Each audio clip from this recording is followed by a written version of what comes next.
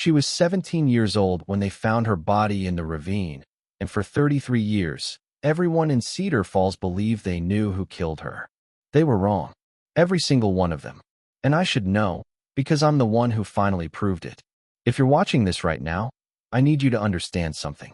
This isn't just another true crime story. This is about a small town that buried more than just a girl in 1991. They buried the truth. They buried their secrets. And they almost buried me when I started digging them back up. Before I go any further, I need you to do something for me. If you've ever felt like the truth was being hidden from you, if you've ever suspected that the people you trusted were lying straight to your face, then you need to share this video. Share it right now. Because Julia Sue Wilbanks deserved someone to tell her story the right way, and maybe, just maybe, someone watching this knows something that could help another family just like hers. Hit that subscribe button and stay with me through all 8 chapters. I promise you, what comes at the end will change everything you thought you knew about justice. My name is Marcus Webb, and in 1991, I was 15 years old, living 3 houses down from the Wilbanks family on Maple Street in Cedar Falls, Georgia. It was the kind of town where everybody knew everybody's business, or at least they thought they did. Population of about 4,000 souls, 1 traffic light, 2 churches, and enough secrets to fill a cemetery twice over. Julia Sue Wilbanks was the kind of girl that small towns either celebrate or destroy, and Cedar Falls chose destruction. She had hair the color of Georgia clay after a summer rain, and eyes that looked right through you like she could see every lie you'd ever told. She was smart, probably too smart for a place like Cedar Falls. She read books that made the church ladies whisper. She asked questions in class that made teachers uncomfortable. And she had dreams that stretched far beyond the pine trees that surrounded our little town like prison bars. I was in love with her. I suppose I should admit that right from the start. Not the kind of love that a 15-year-old boy understands at the time, but the kind that stays with you for decades, that shapes who you become, that drives you to do things that reasonable people would call obsessive. I called it justice. The authorities, well, they had other words for what I did to find the truth. The summer of 1991 was the hottest on record. The kind of heat that makes people do crazy things. The kind of heat that makes tempers short and judgment poor. I remember the cicadas screaming in the trees like they were trying to warn us about what was coming. I remember the way the asphalt on Main Street would get so soft you could leave footprints in it. And I remember the last time I saw Julia Sue alive, 3 days before they found her in that ravine. She was sitting on her front porch, reading a book with a red cover. I waved to her as I rode by on my bike, and she looked up and smiled at me. Not a big smile, just a small one, like she was thinking about something else entirely. Something important. Something that scared her. I didn't know it then, but Julia Sue Wilbanks was already in danger. She already knew something that someone in Cedar Falls would kill to keep quiet. And I was too young and too stupid to see it. Her father, Earl Wilbanks, worked at the textile mill on the edge of town. Her mother, Darlene, was a nurse at the county hospital. They were good people, the kind of people who went to church on Sundays and brought casseroles when neighbors got sick.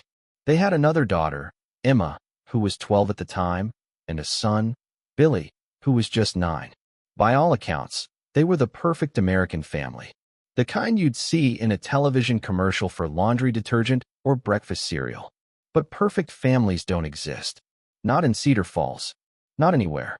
The night Julia Sue disappeared was September 14th, a Saturday.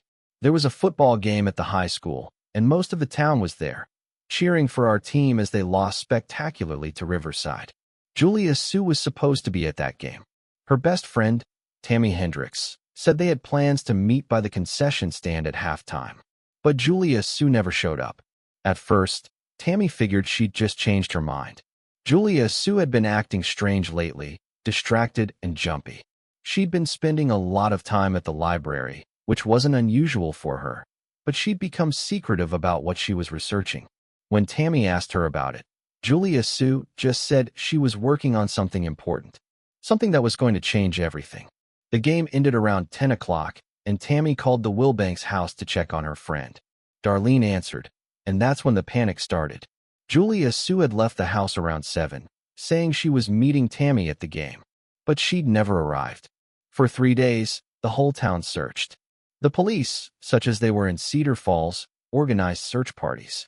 Volunteers combed through the woods and the fields and the abandoned buildings on the outskirts of town. I was part of one of those search parties. I'll never forget the way my heart pounded every time we approached a suspicious area, terrified of what we might find, terrified that we wouldn't find anything at all. On September 17th, a hunter named Clyde Morrison found her body in Miller's Ravine, about 2 miles from town. She'd been dead for approximately 2 days, according to the coroner. The cause of death was blunt force trauma to the head. Someone had hit her with something heavy, probably a rock, and then left her there like garbage. Like she didn't matter. Like her dreams and her intelligence and her beautiful smile meant nothing at all. The investigation, if you could call it that, lasted about 6 weeks. Sheriff Dale Hutchins, a man who had held his position for nearly 20 years through a combination of intimidation and political favors, quickly zeroed in on a suspect. His name was Jerome Patterson, a 19-year-old black man who worked as a handyman around town. Jerome had done some work for the Wilbanks family that summer, fixing a fence and painting their garage. Some people claimed they'd seen him talking to Julia Sue a few times. That was enough for Sheriff Hutchins. That was enough for the whole town. Jerome was arrested on October 3, 1991. The trial was a farce. His public defender was an alcoholic who showed up to court smelling like whiskey most days. The prosecution presented circumstantial evidence and the testimony of witnesses whose stories kept changing. The all-white jury deliberated for less than 3 hours before finding Jerome Patterson guilty of murder in the first degree. He was sentenced to life in prison without the possibility of parole. And just like that, Cedar Falls closed the book on Julia Sue Wilbanks. They put up a memorial bench in the park, held a candlelight vigil on the anniversary of her death for a few years, and eventually, they moved on. Everyone moved on. Everyone except me. And everyone except Jerome Patterson, sitting in a cell for a crime he didn't commit. For years, I tried to forget about Julia Sue Wilbanks. I went to college, got a degree in journalism, worked at various newspapers around the Southeast. I got married, got divorced, got married again. I had 2 kids who grew up too fast and moved too far away. I lived a whole life, but underneath it all, there was always this splinter in my mind. This nagging feeling that something about Julia Sue's case wasn't right. The way Sheriff Hutchins had been so quick to arrest Jerome. The way certain people in town had seemed almost relieved when the verdict came down. The way Tammy Hendricks had moved away right after the trial and never came back. In 2019, I turned 43 years old, and my second wife told me she wanted a divorce. She said I was too distracted, too distant, too obsessed with the past. She wasn't wrong. I'd been quietly gathering information about the Wilbanks case for years, collecting newspaper clippings and court documents, reaching out to people who had known Julia Sue. My wife found my files one day, boxes and boxes of them, and she asked me why I couldn't just let it go. I didn't have an answer for her. I still don't. Some things just get into your blood and won't leave. After the divorce, I moved back to Cedar Falls for the first time in over 20 years. The town had changed, but not as much as you might think. The textile mill had closed in 2008, and a lot of families had moved away looking for work. The population had dropped to about 2,500. Main Street had that hollow look that so many small southern towns have now, with empty storefronts and faded signs. But the churches were still there. The secrets were still there. And so were some of the people who had been around in 1991. I rented a small house on the edge of town, and I started my investigation in earnest. I told myself I was writing a book, which was partially true. But really, I was looking for something that had eluded me for nearly 30 years. The truth about what happened to Julia Sue Wilbanks. And maybe, if I'm being completely honest, I was looking for some kind of redemption for myself. For being too young and too scared to do anything when it mattered. For letting them railroad an innocent man without raising my voice in protest. For all those years of silence. My first stop was the county records office, where I requested everything they had on the original investigation. The clerk, a woman about my age named Sandra, looked at me like I was crazy when I told her what I wanted. She said most people preferred to forget about the Wilbanks case. I told her I wasn't most people. The files were incomplete, which didn't surprise me. Key documents were missing, including the original crime scene photographs and several witness statements. When I asked Sandra about this, she just shrugged and said things got lost over the years. Things got lost.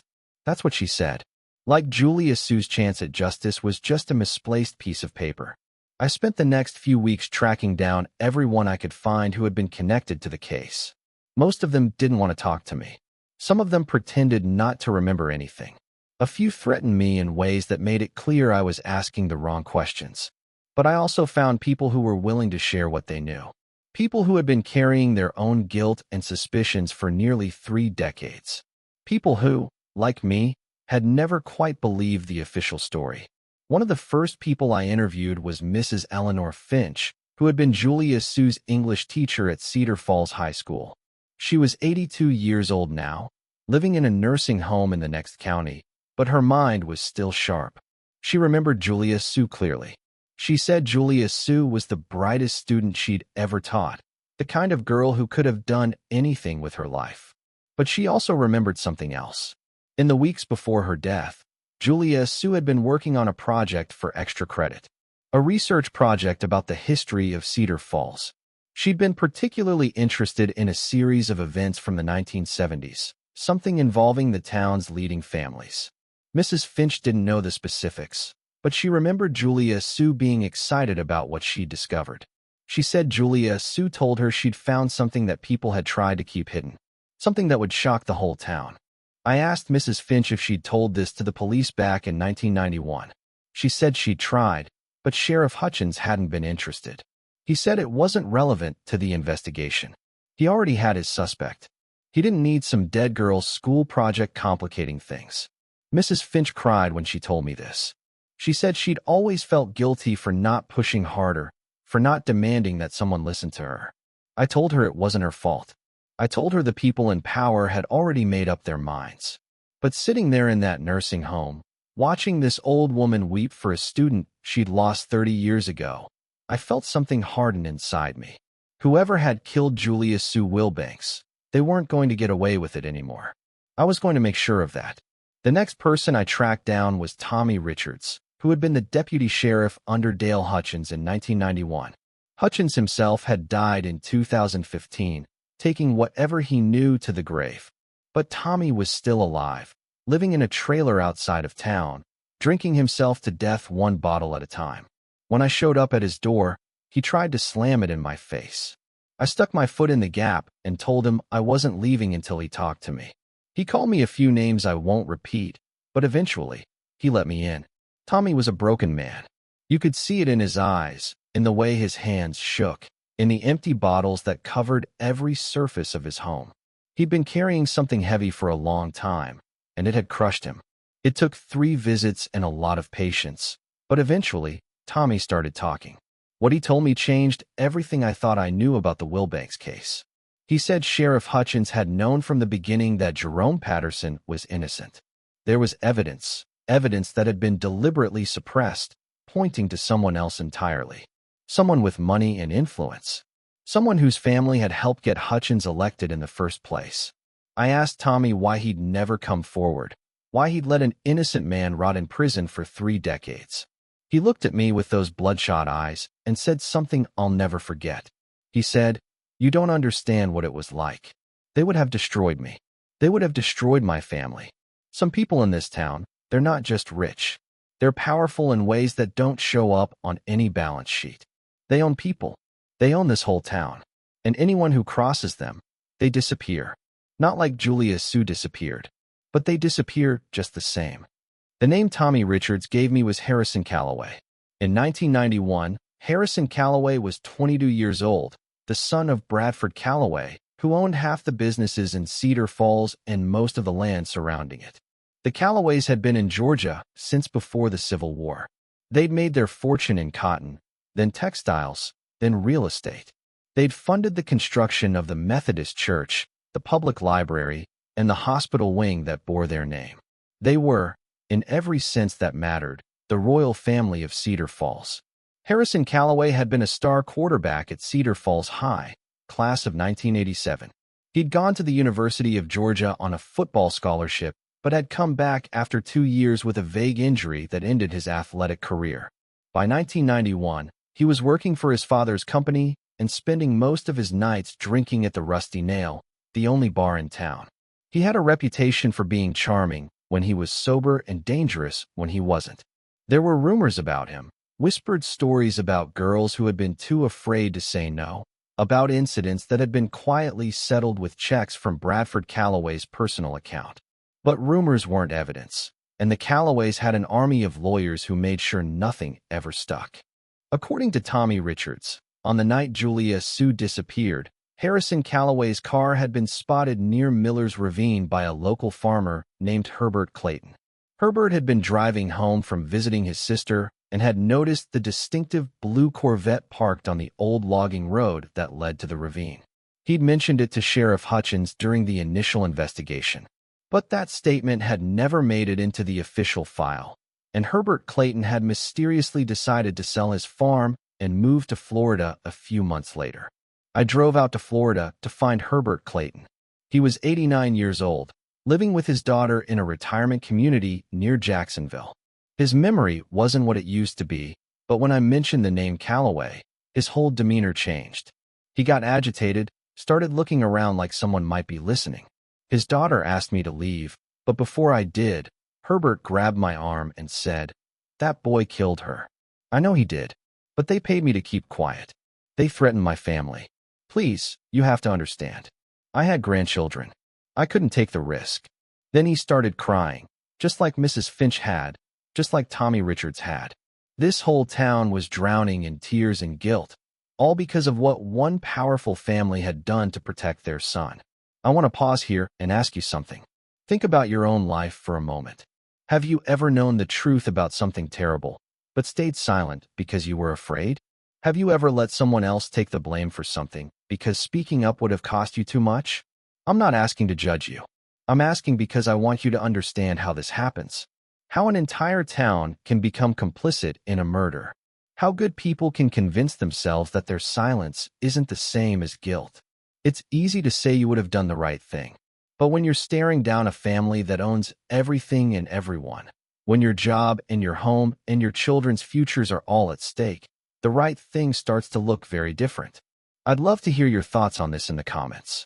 Tell me honestly, what would you have done in their position? When I got back to Cedar Falls, I started looking into Harrison Calloway's life in the years since 1991. What I found was a pattern that made my blood run cold.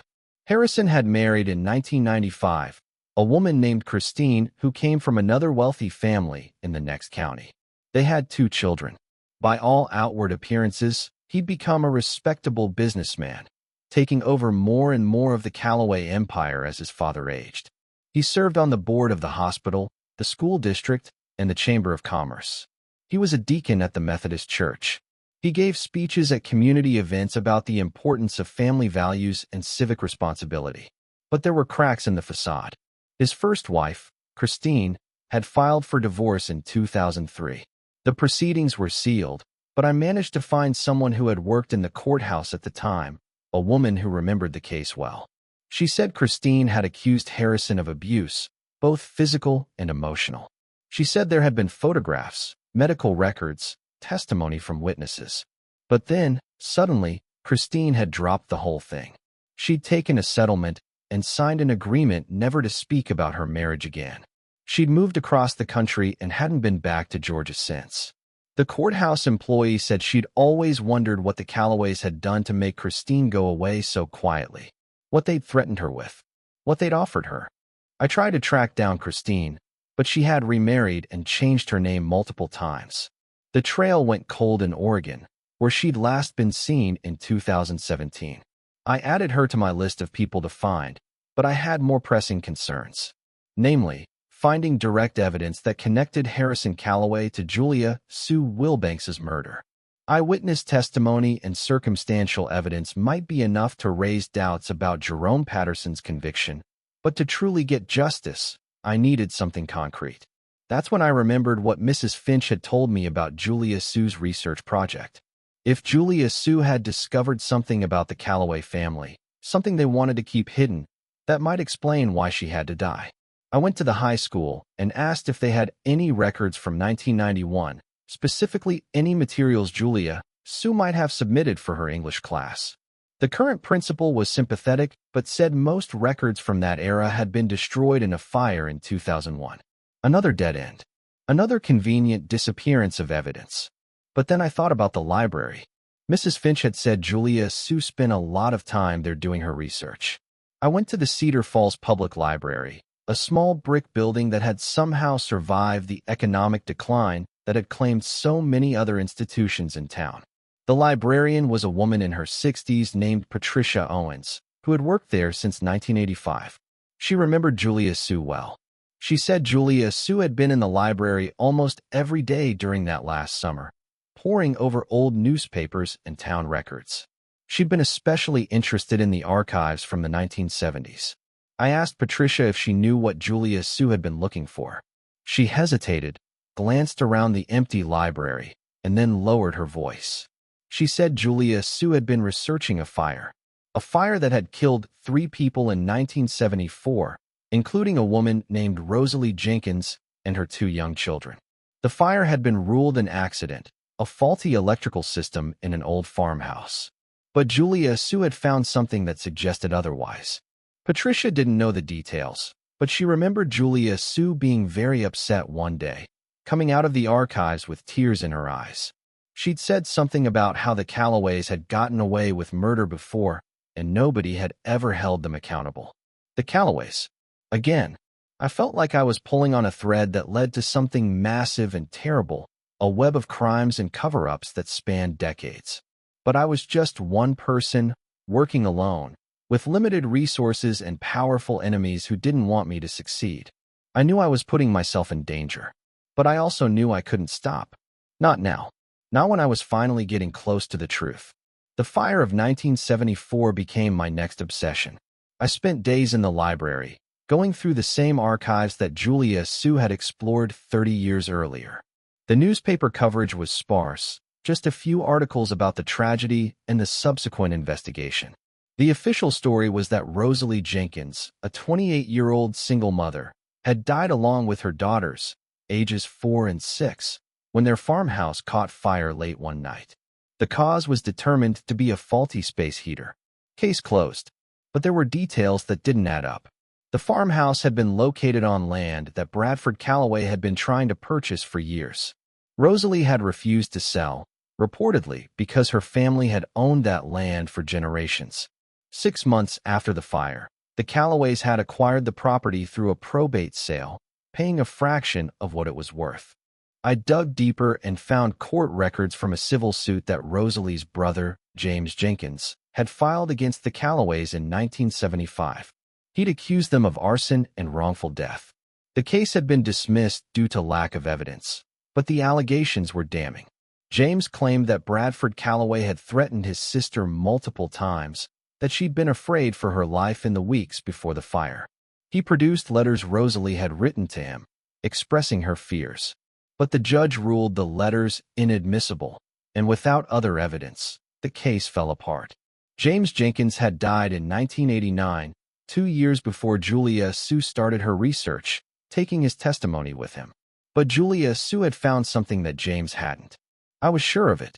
Something that proved the Calloways were responsible for the fire. And that discovery had cost her life. The question was, what had she found? And where was it now? I went back to the Wilbanks house, which had been sold several times since 1991 and was now owned by a young couple with no connection to the original family. They were kind enough to let me look around, though they clearly thought I was strange. The house had been renovated multiple times, and anything Julia Sue might have hidden there was long gone. Her parents had both passed away, Earl in 2005 and Darlene in 2018. Her brother Billy had moved to Texas and wanted nothing to do with me when I called. But her sister Emma, who was now 44 years old, agreed to meet with me when I explained what I was trying to do. Emma lived in Atlanta, about 3 hours from Cedar Falls. I drove down on a rainy Thursday and met her at a coffee shop near her office.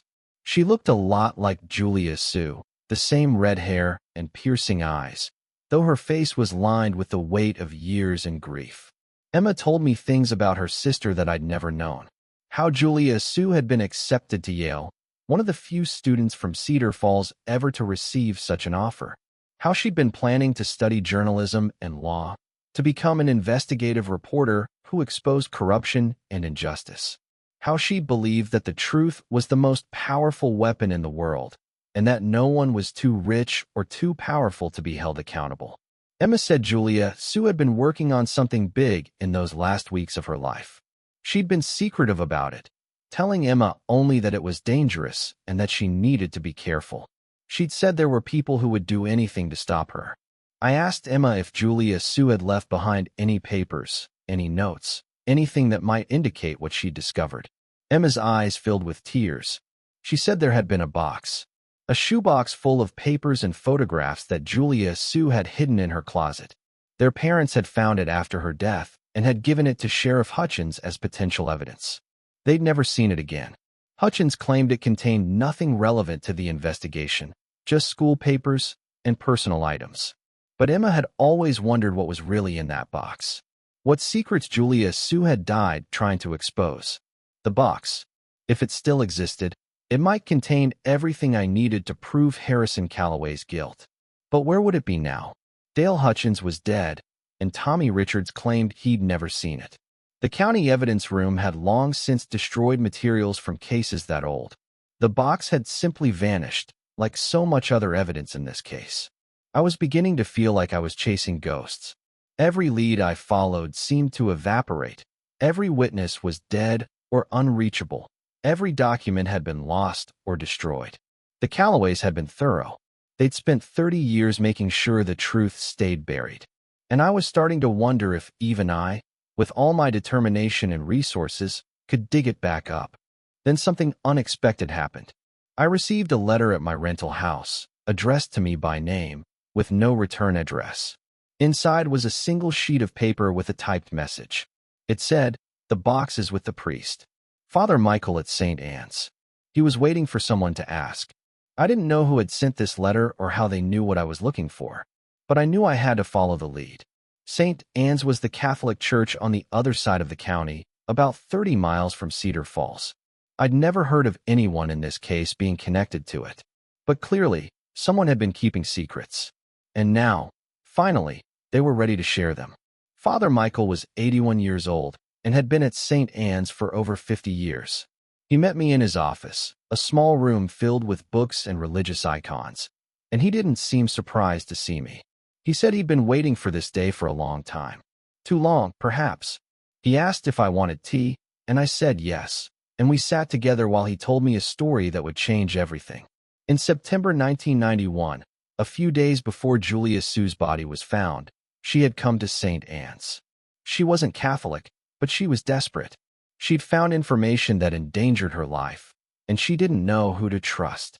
Someone had told her that Father Michael was a good man, that he would keep her secrets and help her do the right thing. So she'd driven 30 miles to ask for his help. Julia Sue had given him a shoebox. She'd told him what was inside, documents and photographs that proved Bradford Calloway had ordered the murder of Rosalie Jenkins and her children in 1974. She'd found the evidence in the county archives, a letter from Bradford to a man named Vincent DeLuca, who had been a known arsonist with connections to organized crime. The letter discussed payment for services rendered and made oblique references to the problem being solved. There were also photographs of the farmhouse after the fire that showed evidence of accelerants, evidence that had been excluded from the official investigation. Julia Sue had copied everything and hidden the originals. She'd asked Father Michael to keep the box safe until she could figure out what to do with it. She was planning to go to a newspaper in Atlanta, someone outside the Calloway sphere of influence. But she never got the chance. 3 days later, she was dead. I asked Father Michael why he'd never come forward, why he'd let Jerome Patterson go to prison for a crime he didn't commit. The old priest's eyes filled with tears, the same tears I'd seen from so many people in this investigation. He said he'd been afraid. He said he'd received threats, anonymous calls warning him that if he spoke up, the same thing would happen to him. He said he'd prayed about it for years, asking God for guidance, asking for the courage to do what was right. But the courage had never come. Until now. He led me to a locked closet at the back of the church and pulled out a dusty shoebox with Julia Sue's name written on the top in faded marker. Inside were the documents she'd described, including the letter from Bradford Calloway to Vincent DeLuca. It was dated March 1974, 2 weeks before the fire. It discussed a sum of money, a location, and a deadline. It didn't explicitly mention murder, but the implications were clear. There were also the photographs, showing poor patterns consistent with arson that had somehow never made it into the official investigation. But there was something else in the box that Julia Sue hadn't mentioned to Father Michael. A diary. Julia Sue's diary, filled with her handwritten notes about her investigation. And in the final entry, dated September 13, 1991, the day before she disappeared, she'd written something that made my heart stop. I confronted him today. Harrison Calloway. I told him I knew what his father had done, and that I was going to expose them both. He didn't deny it. He just smiled and said I should be careful. He said accidents happen in Cedar Falls. He said his family had been dealing with problems like me for a long time. I'm scared, but I can't stop now. Tomorrow I'm going to take everything to the newspaper. This ends now. She'd confronted Harrison Calloway. She'd told him exactly what she knew and what she was planning to do. And the next day, she was dead. This wasn't just about the 1974 fire anymore. Julia Sue had been murdered to cover up a previous murder. Harrison Calloway had killed her to protect his family's secrets, to prevent her from exposing the crimes that had built their fortune. I sat in Father Michael's office for a long time, holding that diary, reading Julia Sue's words. She'd been so brave, so determined. She'd known she was in danger, but she'd kept going anyway. She'd believed that the truth was worth dying for. And in the end, it had cost her everything. I promised her, silently, that I wouldn't let her sacrifice be in vain. I would finish what she'd started. I would make the Calloways pay. Father Michael agreed to testify about how he'd received the box and what Julia Sue had told him. I took photographs of every document and made copies of the diary. Then I called a contact I had at the Georgia Bureau of Investigation, a woman I'd worked with years ago on another story. I told her I had evidence of multiple murders and a cover-up that went back decades. I told her I needed help. She said she would meet me the next day in Atlanta. That night, I stayed in a motel outside of town, afraid to go back to my rental house. I slept with the box under my bed and a chair wedged against the door. I dreamed of Julia Sue, of her smile, of the last time I'd seen her alive on that front porch. In the dream, she spoke to me. She said, "It's almost over. You're almost there. Just don't give up now." When I woke up, I knew she was right. I was closer than I'd ever been. But the most dangerous part was still ahead. The GBI took my evidence seriously. Within a week, they had opened an official investigation into both the 1974 fire and Julia Sue's murder. They exhumed the bodies of Rosalie Jenkins and her children, finding new forensic evidence that confirmed the fire had been intentionally set. They tracked down Vincent DeLuca, who was now 78 years old and dying of lung cancer in a federal prison in Alabama. Facing his own mortality, DeLuca agreed to talk. He confessed to setting the fire on Bradford Calloway's orders. He said he'd been paid $50,000, a fortune in 1974, and had been promised protection if anything went wrong. The protection had held for 45 years. Now, finally, it was crumbling. But Bradford Calloway was long dead. He'd passed away in 2010, beyond the reach of earthly justice. The investigation turned to Harrison and to the question of what he'd known about his father's crimes. More importantly, it turned to the question of Julia Sue's murder. The GBI interviewed Tommy Richards, who confirmed that Sheriff Hutchins had suppressed evidence pointing to Harrison. They tracked down other witnesses who had been intimidated into silence. They built a case, piece by piece, against the man who had gotten away with murder for 33 years. Harrison Calloway was arrested on a Tuesday morning in March. I watched from across the street as they led him out of his mansion in handcuffs. He was 65 years old now, his hair gray and his face lined, but I could still see the arrogant young man who had taken Julia Sue's life. He looked confused, indignant. He looked like a man who had never believed this day would come. His lawyers immediately started working on bail, but the judge denied it, citing the seriousness of the charges and the defendant's resources and connections. For the first time in his life, Harrison Calloway was going to face consequences. The trial was set for October, almost exactly 33 years after Julia Sue's death. In the meantime, I worked with the Innocence Project to file a motion for Jerome Patterson's release. The evidence of his innocence was overwhelming now. Not only was there no credible evidence linking him to the crime, but there was substantial evidence pointing to the real killer. The motion worked its way through the courts, and in July, Jerome Patterson walked out of prison a free man after spending 33 years behind bars for a crime he didn't commit. I was there when he came out. I'd never met Jerome before, though we'd exchanged letters during the investigation. He was 62 years old now, his hair white and his face weathered. But his eyes were clear and sharp, and when he saw me, he smiled. He took my hand in both of his and held it tight. He said, "You did what nobody else would do. You believed the truth mattered. I don't know how to thank you." I told him he didn't need to thank me. I told him I was sorry it had taken so long. I told him Julia Sue would have been proud. The state of Georgia officially apologized to Jerome and paid him a substantial settlement for his wrongful conviction. He moved to a small town on the coast, where he spent his days fishing and reading. He told me once that prison had given him time to make peace with what had happened, to find forgiveness in his heart even for those who had wronged him. He was a better man than I could ever be. I was still full of anger, still burning with the need to see justice done completely.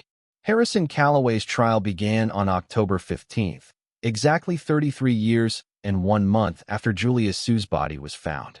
The prosecution presented everything: the letter to Vincent DeLuca, the suppressed evidence from the original investigation, Father Michael's testimony, Julia Sue's diary. They brought in forensic experts who explained how the evidence had been manipulated in 1991, how a proper investigation would have quickly identified Harrison as the prime suspect. They played Harrison's own words against him, statements he'd made over the years that revealed his contempt for those he considered beneath him, his belief that his family's wealth and power made him untouchable. The defense tried to argue that Harrison had been a young man, that his father had been the true criminal, that there was no direct evidence proving Harrison had killed Julia Sue. But Julia Sue's diary was damning. She'd written about confronting him, about his threats, about her fear. And the timeline was clear. Less than 24 hours after that confrontation, she was dead. The jury deliberated for 2 days. I sat in the courtroom the whole time, watching the faces of the jurors, the lawyers, the spectators. Emma was there, Julia Sue's sister, holding a photograph of the two of them as children. Jerome was there, quiet and dignified, representing all the years that had been stolen from him. And somewhere, I believed, Julia Sue was there too. Watching, waiting. The verdict came on a Friday afternoon. Guilty on all counts. First-degree murder of Julia Sue Wilbanks. Conspiracy to obstruct justice. Accessory after the fact to arson and murder in the case of Rosalie Jenkins and her children. Harrison Calloway stood motionless as the foreman read the verdict, his face blank, his eyes empty. For a moment, he looked like what he truly was, a small, frightened man who had spent his whole life hiding behind his family's money and power. Now, finally, there was nowhere left to hide.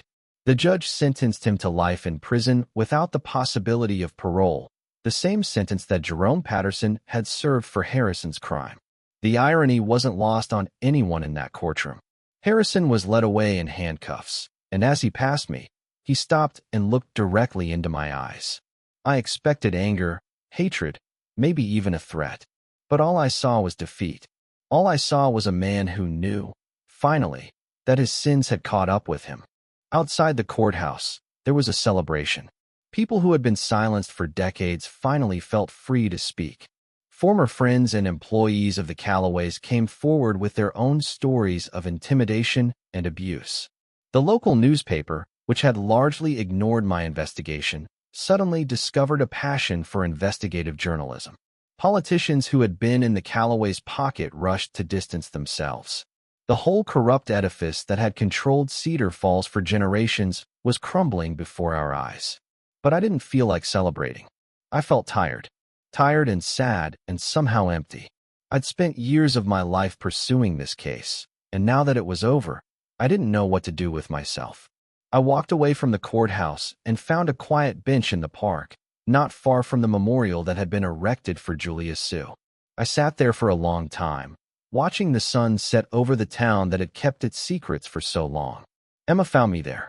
She sat down beside me and didn't say anything for a while. Then she took my hand and squeezed it. She said, "You brought her justice. You brought her peace. I don't know how to thank you for that." I told her I'd loved her sister back when we were young and the world still seemed full of possibilities. I told her I'd always regretted not being brave enough to help Julia Sue when she was alive. Emma said that I'd been a child, that there was nothing I could have done. She said what mattered was that I'd done something now, when it counted. We sat together until it was dark, talking about Julia Sue, sharing memories and tears. When it was time to go, Emma gave me something. It was a photograph of Julia Sue from that last summer, standing in front of the library with a stack of books in her arms, laughing at something outside the frame. She was so young, so alive, so full of promise. I took the photograph and held it against my heart. That night, I went back to my rental house and started packing. My work in Cedar Falls was done. There was nothing more for me here except ghosts and memories. I was planning to go back to journalism, to use what I'd learned to help other people who had been silenced, other victims who were waiting for someone to believe them. Julia Sue had taught me that the truth was worth fighting for, worth sacrificing for. I wasn't going to waste that lesson. Before I left town, I made one last visit. The cemetery where Julia Sue was buried. Her grave was simple, just a granite headstone with her name, her dates, and a quote she'd loved from Thomas Jefferson. "The truth will set you free." I stood there for a long time, looking at that quote, thinking about everything that had happened. Then I placed the photograph Emma had given me against the headstone, so Julia Sue could see herself as she'd been, young and hopeful and brave. I said goodbye. I told her I was sorry it had taken so long. I told her I hoped she was at peace now, wherever she was. And I told her I would never forget her. Not ever. Then I walked away, toward the road, toward the future, toward whatever came next. It's been 3 years since Harrison Calloway was convicted. 3 years since Jerome Patterson was released. 3 years since the truth about the Calloways finally came to light. In that time, a lot has changed, both in Cedar Falls and in my own life. The Calloway empire collapsed after the trial. Their assets were seized, their properties sold, their names stripped from all the buildings and institutions they'd once controlled. The hospital wing is now named after Rosalie Jenkins and her children. The library, where Julia Sue had done her fateful research, was renamed the Julia Sue Wilbanks Memorial Library. A new generation is growing up in Cedar Falls, learning about what happened, learning that secrets and lies eventually come to light. Jerome Patterson passed away peacefully in his sleep last spring. He was 65 years old, and he spent his last years surrounded by friends and family, fishing in the ocean, watching sunsets, living the life that had been stolen from him for so long. I spoke at his funeral, trying to express what his strength and dignity had meant to me, how his refusal to give up hope had inspired me to keep searching for the truth. I don't know if I did him justice. Some things are too big for words. Emma and I have stayed in touch. She's become an advocate for wrongful conviction reform, using her sister's story to push for changes in how evidence is handled and suspects are investigated. She's made a difference, real, measurable change that will prevent other families from suffering what hers did. Julia Sue would be proud of her. As for me, I wrote the book I'd always planned to write. It came out last year and became a bestseller. I've been on television, given interviews, received awards. People call me a hero, which always makes me uncomfortable. I'm not a hero. I'm just a man who couldn't let go of a 15-year-old's love for a girl who deserved better than what the world gave her. I'm just someone who believed that the truth mattered, even when believing it cost me my marriage, my career, my peace of mind. I think about Julia Sue every day. I keep that photograph Emma gave me on my desk, and sometimes, when I'm struggling with a story or losing faith in what I do, I look at her face and remember why I started this journey. She was going to change the world. She was going to expose corruption and fight for justice and make things better for people who had no one else to fight for them. She never got the chance. But in a way, she did it anyway. Through her research, through her courage, through the diary she left behind, she made sure the truth would eventually come out. She just needed someone to listen. That's what I want you to take away from this story. The truth matters. Justice matters. It might take years, decades, a whole lifetime. But eventually, the darkness comes to light. Eventually, the victims get their day. Eventually, the powerful and the corrupt are held accountable for what they've done. If you've made it this far, to the end of this story, I want to thank you. Thank you for caring about Julia Sue Wilbanks. Thank you for caring about Jerome Patterson and Rosalie Jenkins and all the others who were silenced by the Calloway's greed and cruelty. Thank you for believing that their stories deserve to be told. And I want to ask you one more thing. If you know someone who needs to hear this story, someone who has given up on the idea that justice is possible, share this video with them. Subscribe to this channel so you can hear more stories like this one, stories about people who refuse to accept that the powerful are above the law. Together, we can make sure that no one else has to wait 33 years for the truth to come out. Together, we can be the voice for those who have been silenced. Julia Sue Wilbanks was 17 years old when she died. But her legacy, her courage, her unwavering belief in the truth, that will live forever. And so will my love for her.